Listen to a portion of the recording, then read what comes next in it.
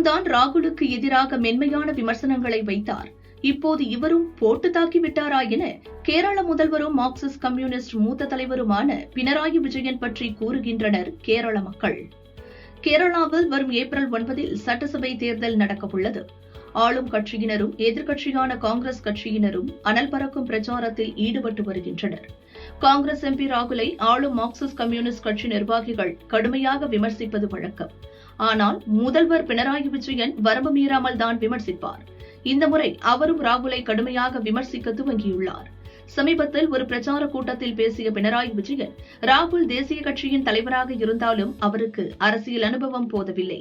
எதையும் தெளிவாக புரிந்து கொள்ள அவர் முயற்சிப்பதில்லை. அனுபவத்தில் இருந்தும் அவர் பாடம் கற்றுக்கொள்வதில்லை. இத்தகைய பண்புகள் ஒரு அரசியல் தலைவருக்கு அழகல்ல. காங்கிரசின் முக்கிய தலைவரிடம் இத்தனை குறைபாடுகள் இருப்பது கவலைக்குரியது என்றார். ஆனால் பினராயி விஜயனுக்கு தோல்வி பயம் வந்துவிட்டது. அதனால்தான் ராகுலை கடுமையாக விமர்சிக்கிறார் என்கின்றனர் காங்கிரஸ் நிர்வாகிகள்.